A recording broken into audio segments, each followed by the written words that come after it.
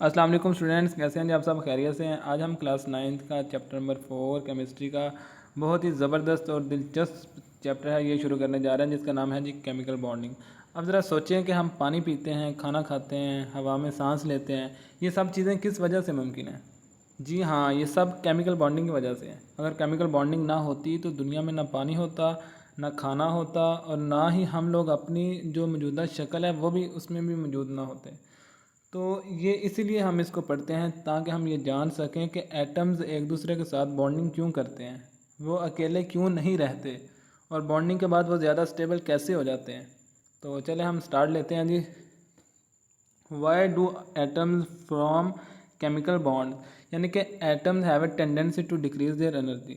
Atoms की ये सलाहियत है या ये आदत है कि वो अपनी तवानाई या अपनी एनर्जी को कम करना चाहते हैं, और ये काम they can do this by combining with other atom, और ये काम दूसरे एटम्स के साथ जुड़कर करते हैं।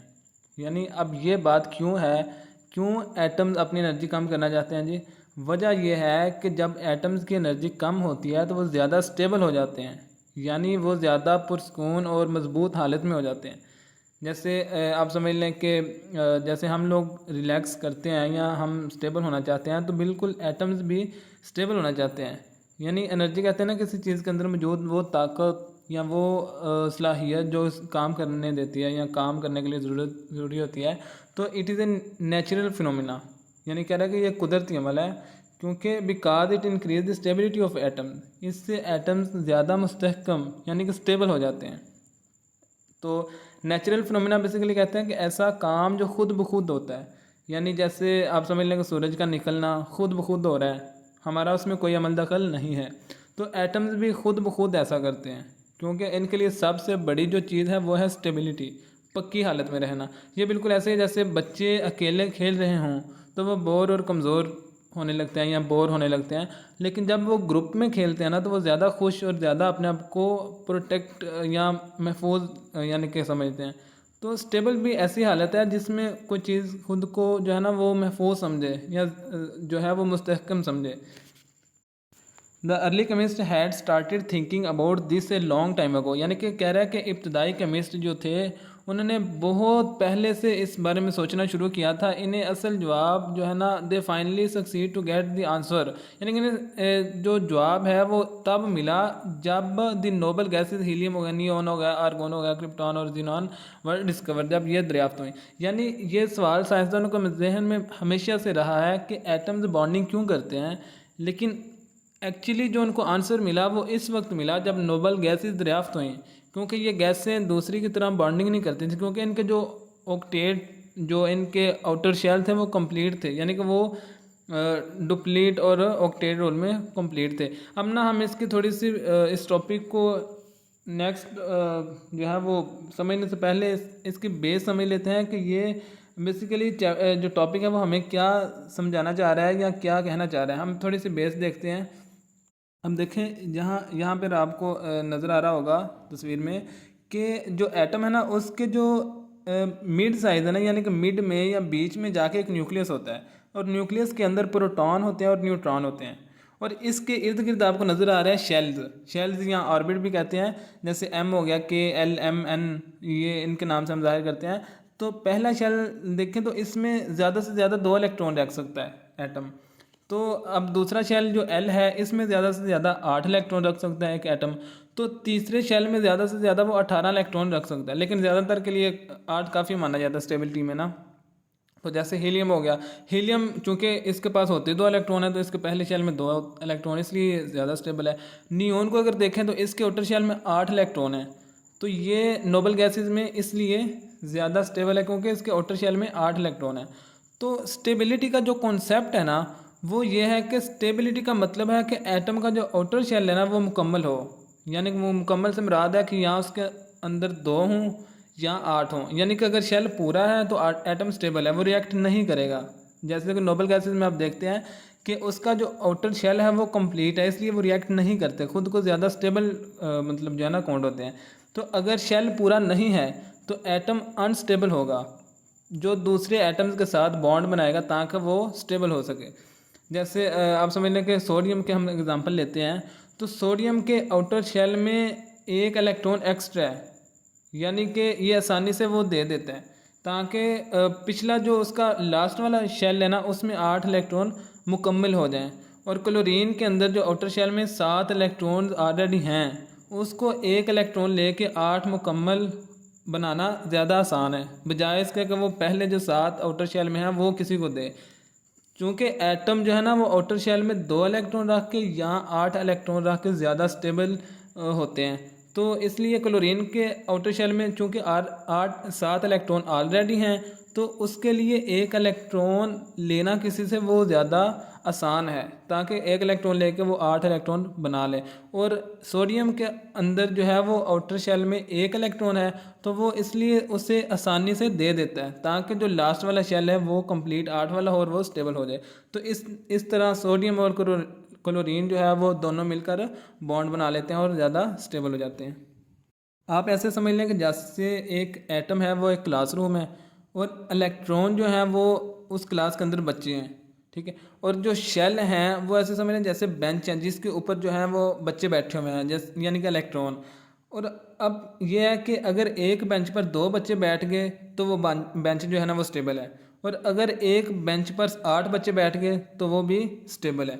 और अगर एक बेंच पर 7 बच्चे बैठ गए और एक जगह खाली है, यानी कि वो अनस्टेबल है, और फिर वो स्टेबल होने के लिए किसी दूसरे बच्चे को बुलाएगा ताकि 8 पूरे हो जाएं। तो यही बेसिकली इसमें कॉन्सेप्ट है जो हम जो है ना वो नेक्स्ट पढ़ते हैं।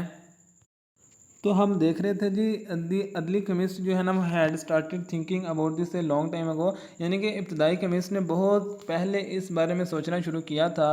इन्हें असल जवाब जो है वो तब मिला जब when the noble gases world discovered, जब नोबल गैसेज दरियाफ्त हुई। यानी कि ये क्वेश्चन साइंसदानों के जहन में हमेशा से रहा कि एटम्स बॉन्डिंग क्यों करते हैं, लेकिन एक्चुअली उनको आंसर तब मिला जब उनको ये दरियाफ्त हुई कि ये गैसें दूसरी की तरह बॉन्डिंग नहीं करती।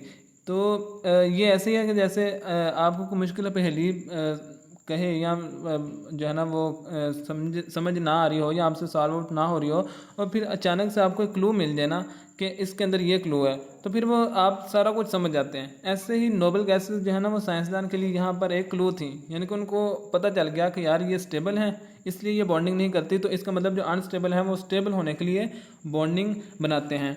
तो नोबल गैसेस जो है ना वो रद्द-ए-अमल नहीं करती हैं, किसी दूसरे के साथ बॉन्डिंग नहीं बनाती इसलिए। तो आगे कह रहा है helium has 2 electron in its outermost shell while the other noble gases, यानी कि हीलियम का जो आउटर मोस्ट शेल या जिसे बैरूनी शेल कह लें, वो उसमें 2 इलेक्ट्रॉन हैं, 2 इलेक्ट्रॉन भी स्टेबल होते हैं। While the other noble gases have 8 electron in their outermost shell, और बाकी जितने भी नोबल गैसेज हैं ना उनकी जो आउटर मोस्ट शेल हैं उनके अंदर 8 इलेक्ट्रॉन होते हैं। यानी इन गैसों के आउटर शेल पहले ही मुकम्मल हैं, यानी कि हीलियम के भी 2 मुकम्मल हैं, यानी और उसके बाद अगर हम देखते हैं नियोन उसमें भी 8 मुकम्मल है, इसलिए इसे किसी एटम के साथ जोड़ने की ज़रूरत नहीं है। यानी कि आप समझ लें कि जैसे आपका लंच बॉक्स जो है वो पहले ही भरा हुआ है, तो आपको दोस्तों से कुछ मांगने की ज़रूरत ही नहीं है। ऐसे ही इनका भी ऑटोमोस्ट शेल जो है ना वो भरा हुआ है और स्टेबल है, और ये दूसरे से बॉन्डिंग नहीं बनाते।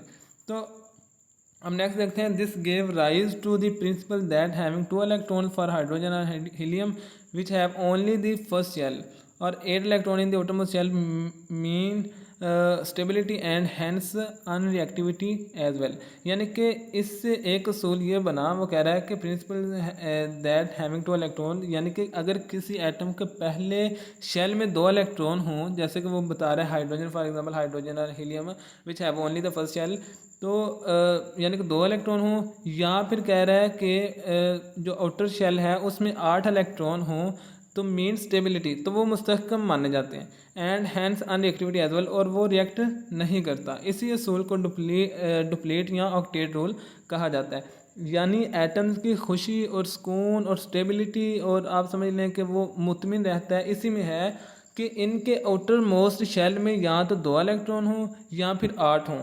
जब ऐसा हो जाता है तो वो स्टेबल हो जाते हैं, और फिर इन्हें किसी के साथ बॉन्डिंग करने की ज़रूरत नहीं रहती, और ना ही ये करते हैं। जैसे आप समझ लें कि अगर मैं आपको एग्जांपल दूं, जैसे एक क्रिकेट टीम है, तो उसमें अगर 11 खिलाड़ी पूरे होंगे तो वो टीम मुकम्मल और स्ट्रॉन्ग लगती है, और अगर 1-2 खिलाड़ी कम हो जाएं तो वो टीम कमज़ोर लगती है। तो हो जाती है, बल्कि लगती क्या है। तो इसी तरह एटम्स भी अपनी टीम मुकम्मल करते हैं ताकि वो ज़्यादा से ज़्यादा स्टेबल हो जाएं। तो इसमें एक आ जाता है ऑक्टेट रूल, यानी कि इस रूल के मुताबिक जो है ना, ऑक्टेट रूल के मुताबिक, इस रूल के मुताबिक जो एटम के आउटर मोस्ट शेल है ना उसमें 8 इलेक्ट्रॉन हों तो वो स्टेबल हो जाता है। तो डुप्लीट रूल में ये कह रहा है कि पहले जो शेल है ना उसका होती है एक शेल है, तो उस शेल में या आउटर मोस्ट शेल में इलेक्ट्रॉन के आने से, जैसे हाइड्रोजन हीलियम की बात कर रहा हूँ, तो इलेक्ट्रॉन आने से, 2 इलेक्ट्रॉन आने से जो है ना ये ज़्यादा स्टेबल हो जाते हैं।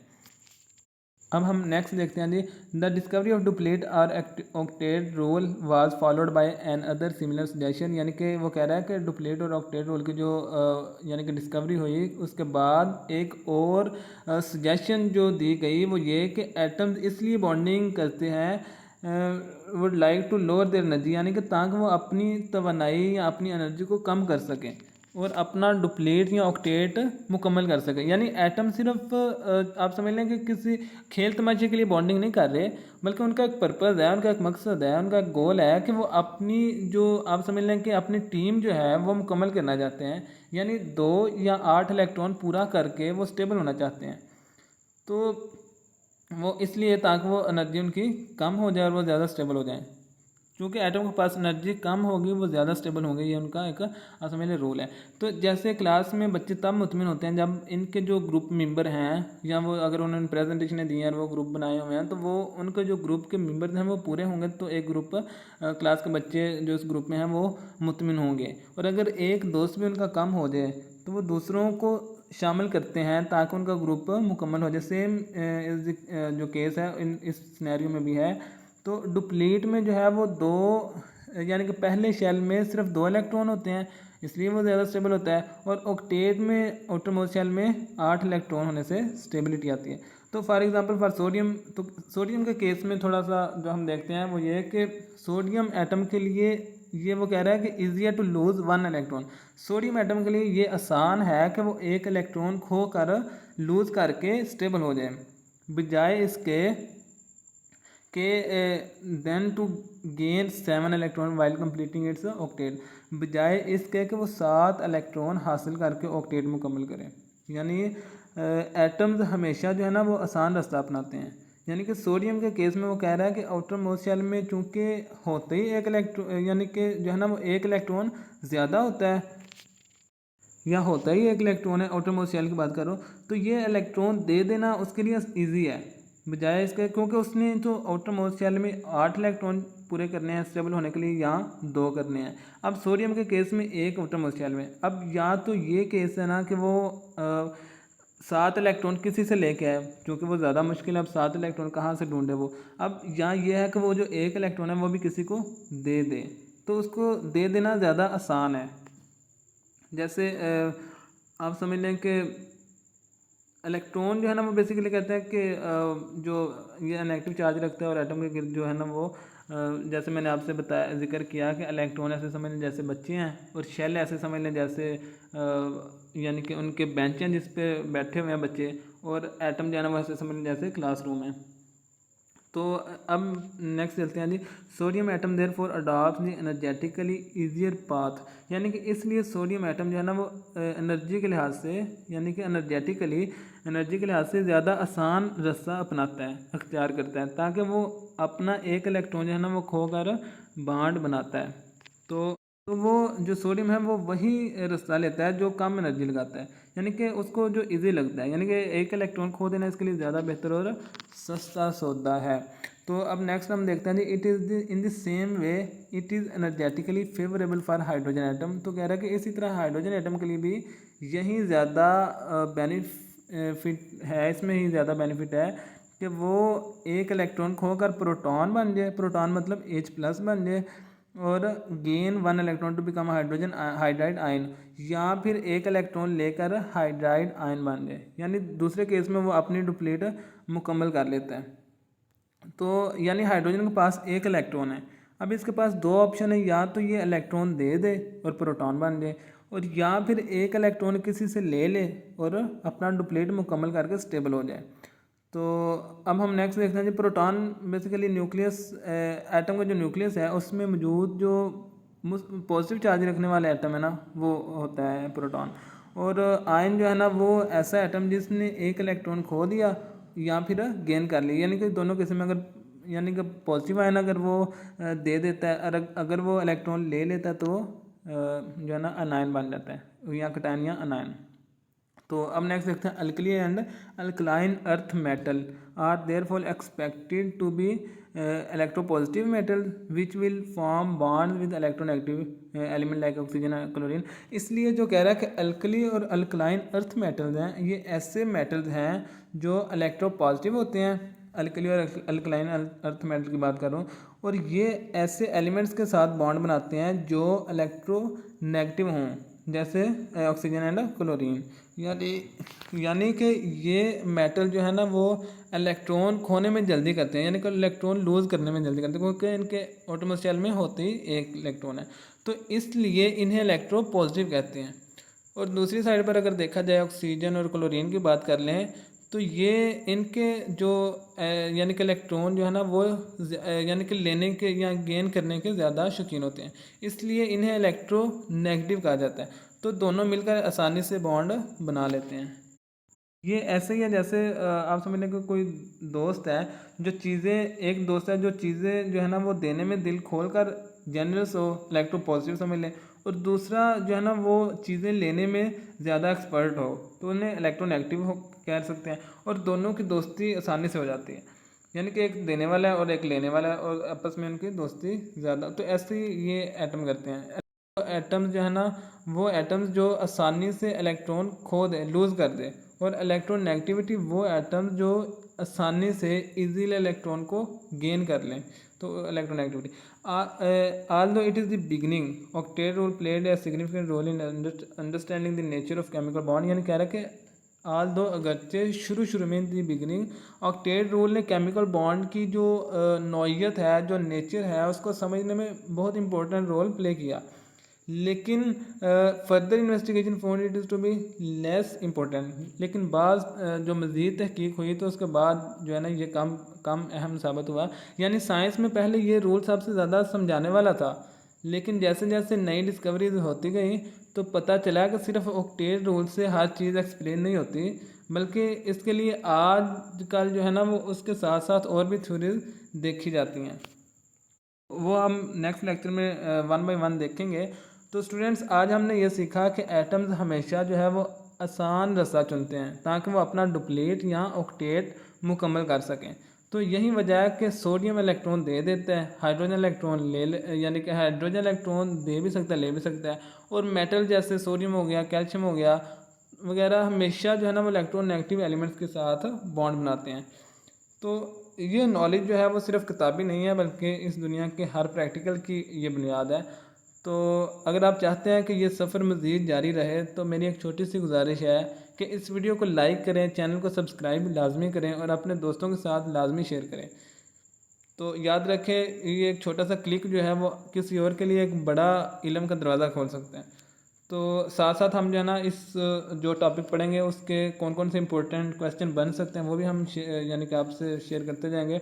तो इसके अंदर जो मैंने हाईलाइट किए हुए ना हाईलाइटर से, तो अब देखना अब क्वेश्चन ये आ सकता है कि एटम जो है वो अपनी एनर्जी कम क्यों करना चाहता है, या यानी कि नोबल गैसेस स्टेबल क्यों हैं, ठीक है, और डुप्लीट ऑक्टेट में क्या डिफरेंस है, ठीक है, और सोडियम एटम इजीली क्यों इलेक्ट्रॉन देता है, ठीक। तो ये भी आ सकता है कि difference between electro positive and electronegative elements. तो ये सारे क्वेश्चन बन सकते हैं, इनको आप हम और मैंने टॉपिक में डिस्कस भी किए हैं, तो इनको आप लाजमी देखिएगा। तो ये भी इंपॉर्टेंट क्वेश्चन बन सकता है कि why is it easy for sodium atom to lose 1 electron instead of gaining 7। यानी कि सोडियम एटम के लिए एक इलेक्ट्रॉन खोना क्यों आसान है बजाय इसके कि वो 7 हासिल करे। तो ये भी क्वेश्चन कंसेप्चुअल क्वेश्चन बन सकता है। तो ये साथ साथ आपने लाजमी देखना है। तो मिलते हैं इंशाल्लाह नेक्स्ट लेक्चर में, जुड़े रहिएगा। अल्लाह हाफिज़।